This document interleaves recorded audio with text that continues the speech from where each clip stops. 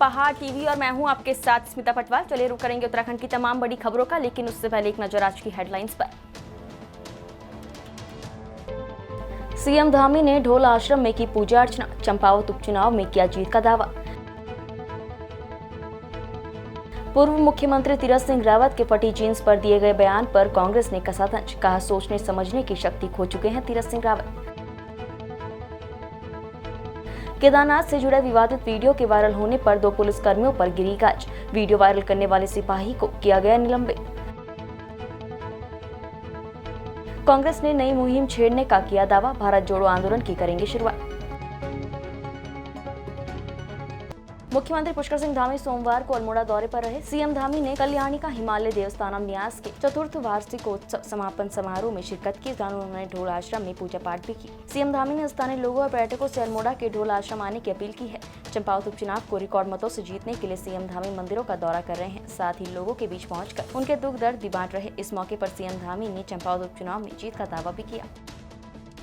केदारनाथ यात्रा के लिए जहां शासन प्रशासन मुस्तैदी से जुटा हुआ है, तो वहीं गौरीकुंड चौकी इंचार्ज पर अवैध वसूली करने का एक वीडियो वायरल हुआ था।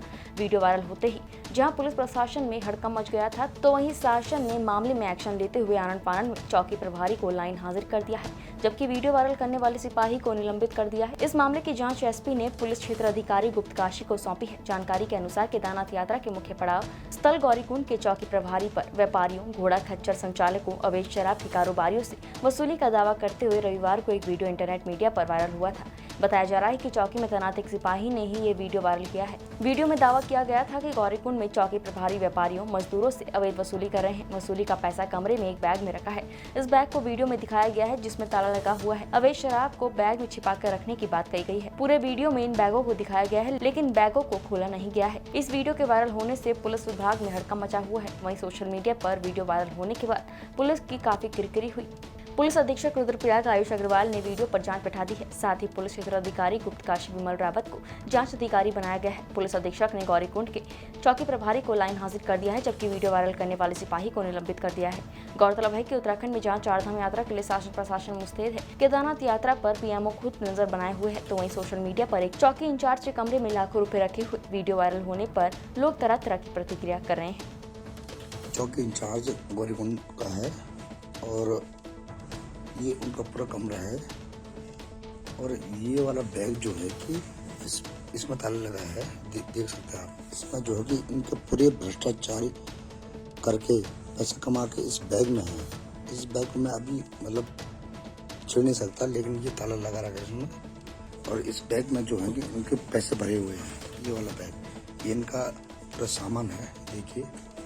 और जो इनका बिस्तर है, और ये जो लाल बैग है, इसमें पूरा इनका कम से कम 4-5 लाख रुपए हैं। मैं दावे के साथ कह सकता हूँ इसमें 4-5 लाख रुपए हैं पूरे इस बैग में। और ये जो है कि अवैध कमाई है इनकी, इनका इंडक्शन चूल्हा है ये वो। और यहाँ पर दूसरे ये दरोगे हमारे होते हैं, जिनका ये शराब पीने के इनके गिलास रखे हैं, ठीक। और इनकी शराब की शायद मैं छेड़ूंगा नहीं, सामान को इनके यहाँ ऊपर होगी इनकी शराब की बोतलें। शायद इन्होंने पानी, देखिए मैं भी आपको थोड़े अंधेरा है, यहाँ पर पानी की बोतलें जो नीचे माल ढोते हैं शाम को, ये देखिए, ये यहाँ पानी जमा करके ये देखिए, इस सिग्नेचर की बोतलें इनकी, ठीक है। और ये माल जो सामान आता है शाम को, मतलब माल उतारते लोग, इनसे अवैध रूप से पानी की बोतलें यहाँ लेते हैं। अपने पैसों में नहीं लाते हैं, वहाँ से जबरदस्ती किसी को डर धमका के चौकी इंचार्ज हमारे सुरेश कुमार सिंह, ये देखिए, ठीक है। और ये बैग जो है, इस बैग को मैं जो हूँ कि अभी छेड़ नहीं सकता, लेकिन इसमें कम से कम 4-5 लाख रुपए अवैध हैं। ये जो है घोड़े वालों के अवैध रूप से जो शराब बेचती हैं यहाँ, उनसे अवैध रूप से लेके और उनको कार्रवाई न करके उनसे पैसे लेके इसमें इस बैग में भरे पड़े हैं, ठीक। और बाकी ये रात को जब अब तो जा रखे हैं, और जब आएंगे तो ये जो इन बैगों में इनकी शराब है, इन वाले बैगों में, ठीक है। और ये खासकर जो लाल वाला बैग है इसमें पैसे हैं, 100% इसमें पैसे हैं। कोई भी अगर कोई विजिलेंस का या कोई उच्च अधिकारी आएगा, इसमें इस बैग खोलेगा, इसमें कम से कम 4-5 लाख रुपए मिलेंगे। ये इनकी वर्दी है, यहाँ ये देखिए, इनके 2 स्टार लगे हुए हैं यहाँ पे, ठीक है। और जो पूरा जो है कि इस कमरे में बीती 16 मई को एनएसयूआई प्रदेश अध्यक्ष मोहन भंडारी द्वारा कांग्रेस भवन देहरादून में एक प्रेस वार्ता का आयोजन किया गया। इस प्रेस वार्ता में एनएसयूआई द्वारा राज्य और केंद्र सरकार पर कोविड वैक्सीन को लेकर कई गंभीर आरोप लगाए गए और सवाल उठाए गए। एनएसयूआई प्रदेश अध्यक्ष मोहन भंडारी ने बताया कि उन्हें बीती 14 मई को सीएससी गैरसैंण में कोविड वैक्सीन की दूसरी डोज लगने का संदेश प्राप्त हुआ, जबकि वो उस समय देहरादून में मौजूद थे और उन्होंने किसी प्रकार की वैक्सीन नहीं लगाई। इस पर जानकारी देते हुए सीएमओ ऑफिस चमोली द्वारा बताया गया कि शासन द्वारा उन सभी लोगों को जिन्होंने कोविड वैक्सीन की दूसरी डोज नहीं लगाई है, स्वयं से वैक्सीनेटेड दिखाने को कहा गया है। आगे मोहन भंडारी ने बताया कि जब और जिलों से जानकारी ली गई तो सभी जिलों में इसी प्रकार से स्वतः ही वैक्सीनेटेड दिखाया गया है, जबकि डोज व्यक्ति को नहीं लगाई गई है। इस संबंध में मोहन भंडारी ने केंद्र और राज्य सरकार पर आरोप लगाए हैं। मोहन भंडारी ने कहा कि वो सरकार से इस संबंध में तत्काल जवाब चाहते हैं और ये भी मांग करते हैं कि इस कार्यवाही को तत्काल रोककर पूर्व की स्थिति में लाया जाए। अगर उनकी मांगे पूरी नहीं की जाती है तो एनएसयूआई इस व्यापक भ्रष्टाचार के खिलाफ प्रदेश भर में प्रदर्शन करेगी। आज हम लोग एक प्रेस वार्ता कर रहे हैं। आपको बता दें कि पिछले जो 14 मई 2022 थी, उस दिन कई लोगों को जिन्होंने कोविड वैक्सीन की दूसरी डोज अभी तक नहीं लगाई थी, उन्हें एक संदेश जाता है कि आपको सफलतापूर्वक कोविड वैक्सीन की सेकेंड डोज लग चुकी है। लेकिन वास्तव में वो लोग ना ही वैक्सीन लगाने गए थे और ना ही उन लोगों को वैक्सीन लगी है। तो सरकार ने प्रदेश भर में जो ये आदेश दिया है कि इस प्रकार की जो खाना पूर्ति सरकार ने की है, इससे एनएसयूआई सरकार के खिलाफ आज एक प्रेस वार्ता कर रही है और हम सरकार से सवाल पूछना चाहते हैं कि सरकार ने जिस प्रकार से कोविड काल में मौतों के आंकड़ों को लेकर देश भर को गुमराह किया, क्या वैक्सीन के आंकड़े को लेकर भी सरकार आम जनता को गुमराह करना चाहती है? सरकार ने अभी तक वैक्सीनेशन के लिए 35,000 करोड़ रुपए खर्च कर चुकी है।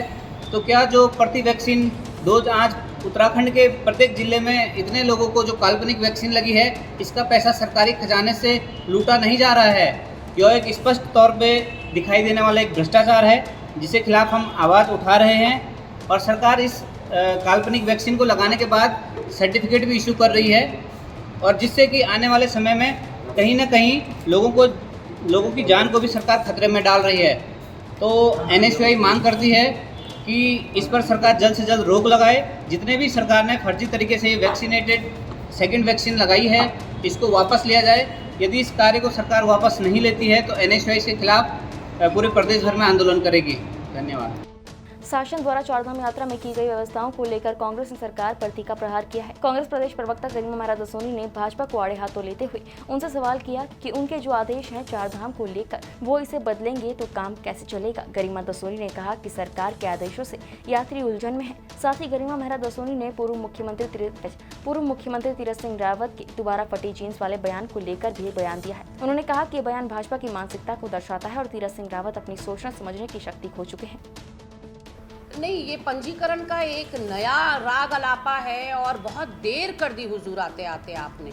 आपके जो आदेश हैं या आपके जो निर्णय हैं चारधाम यात्रा को लेकर, वो पल पल इस तरह से बदलेंगे तो कैसे काम चलेगा? क्योंकि कंफ्यूज हो रहे हैं यात्री, जो श्रद्धालु हैं, जो दर्शनाभिलाषी हैं, वो कहीं ना कहीं आपके आदेशों से कंफ्यूज हो रहे हैं। चाहे वो आपके मंत्री हों, चाहे वो मुख्यमंत्री हों, सबके बयानों में विरोधाभास है। और अब एक नया प्रयोग आपके द्वारा किया जा रहा है कि जिनका रजिस्ट्रेशन नहीं हुआ है उनको दर्शन नहीं करने दिए जाएंगे या यात्रा नहीं करने दी जाएगी। ऐसे में उनका क्या, जो आधे रास्ते तक आ गए, उनका क्या, जिनका पंजीकरण नहीं हुआ? और पंजीकरण आपका ऑनलाइन व्यवस्था, उसको तो मजबूत करिए। लोगों को कहा जा रहा है कि ऋषिकेश जाइए, वहां से रजिस्ट्रेशन करवा के आइए, फिर आपको आगे की यात्रा करने दी जाएगी। यानी कि आपका खुद का सिस्टम तो इतना लचर है और बाकी खामियाजा उसका भुगतना पड़ रहा है उत्तराखंड वासियों को, जिसका रोजगार इस चारधाम यात्रा से जुड़ा हुआ है, और उन श्रद्धालुओं को जिनको इस समय आप बैरंग लौटा रहे हैं। हमारी संस्कृति अतिथि देवो भव की है। हमारे वहाँ आगंतुक को, हमारे वहाँ अतिथि को बहुत ही आदर सत्कार के साथ प्रवेश दिया जाता है, लेकिन यहाँ तो उल्टी गंगा बह रही है। यहाँ तो सरकार जो है वापस लौटा रही है यात्रियों को। ये भाजपाइयों की मानसिकता बताता है कि कितनी संकीर्ण और कितनी संकुचित मानसिकता के लोग हैं भाजपाई। एक बार विवादों में फंस चुके हैं तीरथ सिंह रावत जी, सांसद हैं, पूर्व मुख्यमंत्री हैं, उसके बाद भी अपने पद की गरिमा को ना रख पाना। आप देखिए कि जिस तरह से पहनावे को संस्कारों से जोड़ रहे हैं और कह रहे हैं कि फटी जीन्स जो है बड़े बाप की औलाद होने का एहसास दिलाती है। कहीं ना कहीं ऐसा लगता है कि सोचने समझने की शक्ति खो चुके हैं। अपनी मुख्यमंत्री की कुर्सी हो ना हो इसी ने गवाई है माननीय तीरथ सिंह रावत जी ने, और एक बार फिर उसी बयान पर काबिज हो गए हैं जिसके लिए पूरे देश भर में ट्रोल हुए थे। तो ऐसे में ये तो देशवासियों के विवेक पर मैं छोड़ती हूँ कि उनको निर्णय लेना है कि ऐसे लोग अगर रूल करेंगे, सत्ता पर काबिज होंगे, तो फिर वो देश को कहाँ प्रोग्रेस। आप एक तरफ कह रहे हैं कि हम 5 ट्रिलियन इकोनॉमी बनेंगे, आप कह रहे हैं हम विकासशील देशों में शामिल होंगे। ऐसे में कैसे हम विकासशील देश हो सकते हैं जब हमारी सोच वहीं अटकी है कि हम पहनावे को संस्कारों से जोड़कर देख रहे हैं। कांग्रेस प्रदेश प्रवक्ता गरिमा मेहरा दसोनी ने भारत जोड़ो आंदोलन को लेकर जानकारी देते हुए बताया कि जिस तरह की फिरकापरस्त सांप्रदायिक ताकतों का बोलबाला हो रहा है, उसके मद्देनजर कांग्रेस एक नई मुहिम छेड़ेगी। कश्मीर से कन्याकुमारी तक पद यात्राओं का दौर शुरू होगा। साथ ही उन्होंने कहा कि कांग्रेस जन जागरण आंदोलन चलाने वाली है, जिसका नाम भारत जोड़ो आंदोलन होगा। देखिए, जिस तरह से गांधी जी ने क्विट इंडिया मूवमेंट यानी भारत छोड़ो आंदोलन चलाया था और बहुत बड़े स्तर पर ये सक्सेसफुल हुआ था, आज उसके कई सालों बाद कांग्रेस पार्टी ने जिस तरह की फिरकापरस्त ताकतों का, सांप्रदायिक ताकतों का, समाज को तोड़ने और छिन्न भिन्न, हमारे ताने बाने को छिन्न भिन्न करने वाली ताकतों का यहाँ बोलबाला हो रहा है देश के अंदर, उसके मद्देनज़र कांग्रेस पार्टी एक नई मुहिम छेड़ेगी। कश्मीर से कन्याकुमारी तक पदयात्राओं का दौर शुरू होगा। जो हमारे पूर्वज करते थे उसी ढर्रे पर कांग्रेस पार्टी चलने वाली है। एक बार जन जागरण आंदोलन चलाने वाली है और इसका नाम होगा भारत जोड़ो आंदोलन। जनपद अल्मोड़ा के गेवाड़ घाटी धूधलिया में चौखुटिया 84 मोटर मार्ग से नीचे रामगंगा नदी किनारे वर्षों से विशाल पत्थर पर निर्मित गणेश जी की मूर्ति मलबे में दबी पड़ी थी, जिसके विषय में ये कहा जाता है कि पूर्व में यह सड़क से ऊपर पहाड़ी पर स्थित थी, जो समय के साथ खिसक कर नदी किनारे पहुंच गई। इतिहासकार बद्री दत्त पांडे के कुमाऊं के इतिहास में इस मूर्ति के बारे में दिया गया है कि तत्कालीन कत्यूरी राजा सोमदेव ने गणेश जी को गेवाड़ में स्थापित किया था। और क्षेत्रीय इतिहासकार नंदन सिंह बिष्ट ने इस मूर्ति के बारे में अपनी पुस्तक रंगीली गेवाड़ में लिखा है कि ये विशाल पाषाण की मूर्ति ऊपर पहाड़ी पर स्थित होने पर मां दुनागिरी से भी स्पष्ट चमकती थी। ये देवाड़ घाटी चौखुटिया के लिए आस्था, विश्वास, पौराणिकता और आध्यात्मिकता का विशेष केंद्र है, जो देवाड़ घाटी के लिए पौराणिक धरोहर और विरासत है। इस विशाल पाषाण की मूर्ति को जमीन से बाहर निकालने और खोदने और उठाने के प्रयास पूर्व में कई बार किए गए, लेकिन मूर्ति इतनी विशाल थी कि उसे उठाना तो दूर, सूद भर हिलाना भी संभव नहीं हो पाया। ये विशाल गणेश जी की मूर्ति लगभग 13 फुट लंबी, 8 फुट चौड़ी और 6 फुट गहराई से पीछे की तरफ थी और जो जमीन से 6 फुट नीचे गड्ढे में तिरछी लेटी थी। मूर्ति को पत्थर में किसने उकेरा ये ज्ञात नहीं है, लेकिन अभी भी पत्थर पर बनी गणेश जी की मूर्ति अपनी दिव्यता के साथ साक्षात नजर आती है। इसी क्रम में रामगंगा सेवा समिति चौखुटिया और श्री गणेश जी पूजन समिति धूधलिया के माध्यम से 1 महीने पूर्व मूर्ति को खोदकर दृश्यमान किया गया, जो 6 फुट नीचे गड्ढे में तिरछी लेटी थी, जिसे उठाकर सीधे करके उसी स्थान में स्थापित करने का संकल्प लिया गया। बीती 13 मई 2022 को 5 घंटे की कड़ी मशक्कत के बाद लगभग 1000 वर्ष पौराणिक, लगभग 25 टन वजन की पाषाण की गणेश मूर्ति को उठाकर सीधा करने में सफलता प्राप्त हुई और उसी स्थान पर स्थापित कर दिया गया और आसपास की जमीन के पट्टेदार भी अपनी जमीन मंदिर को सामाजिक हित के लिए देने को तैयार है। अब शीघ्र ही शुद्धिकरण पूजा के साथ विशाल भंडारा करवाया जाएगा और निकट भविष्य में क्षेत्रीय जनमानस के सहयोग से ऐतिहासिक मंदिर निर्माण कराया जाएगा। बद्रीनाथ राष्ट्रीय राजमार्ग पर गोविंद घाट के पास टेम्पो ट्रेवल्स ब्रेक फेल होने से पलट गया, जिसमें 13 लोग सवार थे। इस हादसे के चलते 5 लोगों को हल्की चोटें आई है और 3 लोग घायल हुए हैं, जिन्हें प्राथमिक उपचार के लिए पांडुकेश्वर में भर्ती किया गया था, जिसके बाद उन्हें उपचार के लिए जोशीमठ भेजा गया है। सभी की स्थिति सामान्य है।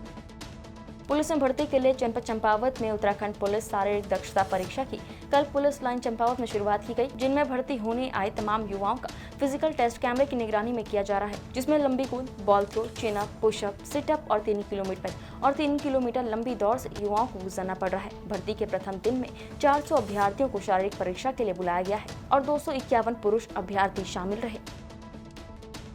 विकासखंड मुनस्यारी के जिला पंचायत वार्ड सरमोली के 25 गांवों को नशे से मुक्त करने के लिए कल कार्यशाला आयोजित की गई, जिसमें तय किया गया कि बेनाम भूमि में उगने वाले भांग को ग्राम प्रहरी स्वयं नष्ट करेंगे। नाम भूमि में उगने वाले भांग को भूमिधर द्वारा नष्ट नहीं किए जाने पर उनके खिलाफ कड़ी कार्रवाई अमल में लाई जाएगी। इसके लिए जन जागरूकता अभियान भी चलाया जाएगा।